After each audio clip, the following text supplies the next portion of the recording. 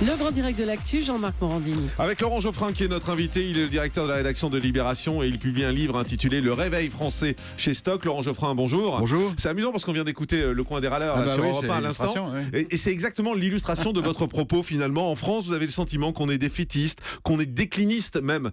Dites-vous, ça vient d'où cet état d'esprit ? À mon avis, il y a une démoralisation ambiante. Ce pays est plus pessimiste que le Rwanda, je crois, que des pays absolument atroces.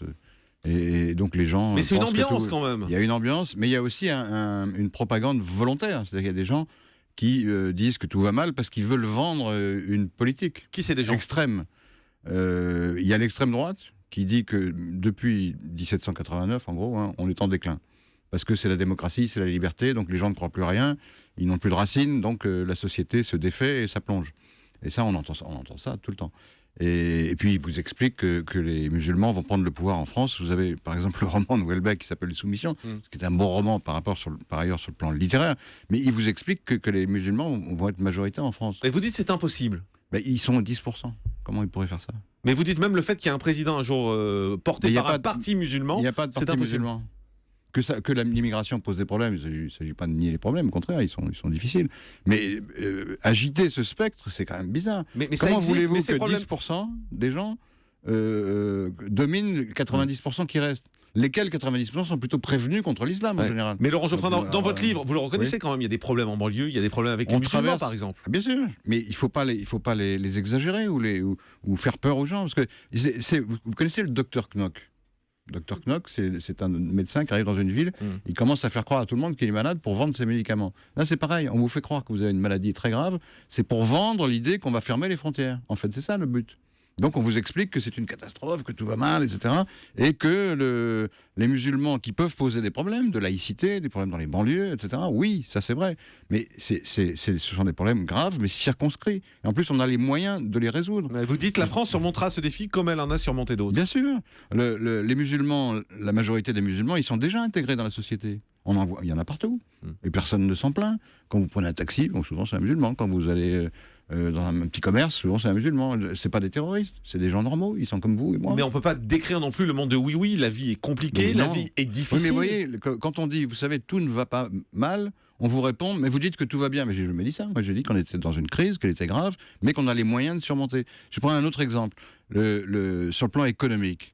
En France, il y a beaucoup d'impôts, il y a beaucoup de règlements, etc. Donc je me suis dit, les capitaux étrangers doivent pas venir en France. Ça me paraissait logique quand je préparais le bouquin. Je regarde la statistique. Pour les investissements étrangers, en France, on est le 4e pays du monde. 4e du monde. Il y a 190 pays dans le monde. On est le 4e pour l'attractivité des capitaux. Mais personne ne le sait. Pourtant, il suffit de faire Internet, vous tombez dessus, vous trouvez ça tout de suite. Mais vous le dites, personne ne le dit. La France peut se rétablir, la France peut revenir dans la course. C'est ce que vous expliquez. Bien sûr. Alors qu'est-ce qu'il faut faire ? Qu'est-ce qu'on fait ? Qu'est-ce qu'on fait ? D'abord, il faut rappeler qu'on a des valeurs communes. Et ces valeurs communes sont fortes, contrairement à ce qu'on dit. Les valeurs républicaines qui réunissent la droite et la gauche sont très fortes. La preuve, quand vous avez un attentat comme celui de Charlie Hebdo, vous avez 3 millions de personnes qui se rassemblent.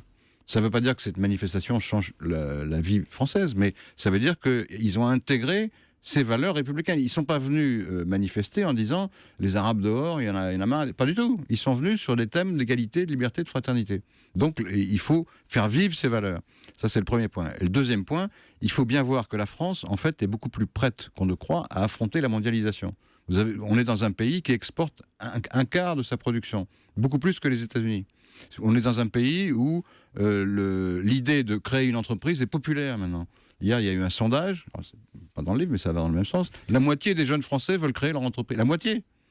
Alors qu'on entend depuis 30 ans, les Français n'aiment pas l'entreprise, les Français veulent tous être fonctionnaires, les Français... C'est pas vrai. Alors, les médias ont un rôle à jouer dans tout ça, et vous en profitez d'ailleurs pour tacler un peu les chroniqueurs économiques. Vous dites à 90%, ils sont libéraux dans la rédaction. Tous, oui. Mais il suffit de les écouter. Ouais. Et c'est grave ? C'est un peu bizarre parce que ça fait une espèce de pensée conforme. Pensée unique. Ils disent tous la même chose. Ils disent tous... baisse des France, impôts, recul de l'État, des réglementations. Oui, voilà. Alors, ils n'ont pas toujours tort. Je dis pas qu'ils ont forcément tort, mais enfin, on devrait mettre en face de temps en temps des gens qui disent un peu différemment. Et puis, leur discours consiste à dire la France est décrochée, décalée, etc. Si vous regardez les performances françaises dans la crise, on traverse la plus grande crise depuis 1929. C'est une crise économique grave Quelle est la performance réelle de la France? Les gens disent on est la lanterne rouge de l'Europe, on est l'homme malade. C'est pas vrai du tout. On est en milieu de tableau. Je ne dis pas que c'est glorieux, mais enfin, on n'est pas non plus. Et ceux qui vont très très mal, c'est la Grèce, évidemment, c'est l'Espagne, c'est le Portugal, c'est l'Italie. Nous, on s'en est tiré. Je voyais une statistique, là aussi, ça passe comme ça, les médias le donnent, mais personne ne fait attention. Les salaires n'ont jamais baissé en France. Alors qu'il y a une crise économique formidable. En moyenne. Et donc ça aurait pu baisser.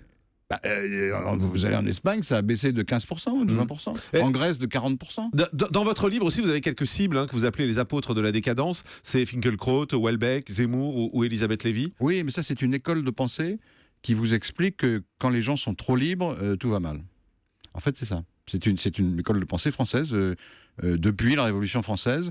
Depuis Joseph de Maistre, Monsieur de Bonald, après vous avez eu les gens des années 1870, ensuite vous avez les gens des années 30 qui vous expliquent que dès lors que les gens sont libres, ils n'ont plus de racines, ils n'ont plus d'identité. Mais c'est des gens qui se battent pour une certaine France en même temps, ils ont un combat. Ils ont un combat. Ils se battent pour une France glorieuse. C'est ce qu'ils disent en tout cas. Non, ils défendent. frappé. Le mot France revient souvent d'ailleurs dans leurs discours. Oui, mais ils disent jamais du bien. Écoutez bien, vous verrez. Ils n'en disent jamais. Ils disent bien. pas du bien de la France d'aujourd'hui. Ils disent souvent du bien de la France d'hier. Oui, mais ça, c'est la France d'il y a un siècle. On va parvenir à il y a un siècle. C'est pas possible, ça. Et puis, c'est pas souhaitable. La France, elle est ouverte sur le monde. Mais c'était pas mieux avant? Pour en prendre une phrase avant, classique. On était beaucoup plus pauvres avant. On était beaucoup moins libres. Et avant, ça dépend quand. Mais de toute façon, dès que vous regardez vraiment avant, vous vous apercevez que c'était bien pire. Dernier mot, je trouve que vous parlez assez peu du Front National finalement dans votre livre. Pourquoi? Parce que je parle de l'ambiance qui permet au Front National de progresser. Je parle des exagérations qu'on entend ici et là dans les livres, dans les médias, etc., qui font en fait le jeu du Front National, même s'ils sont pas proférés par des gens qui sont du Front National. Et c'est cette ambiance défaitiste qui fait le jeu du Front National. Ah, bien sûr, puisque c'est les seuls à dire le système, faut le foutre en l'air, etc.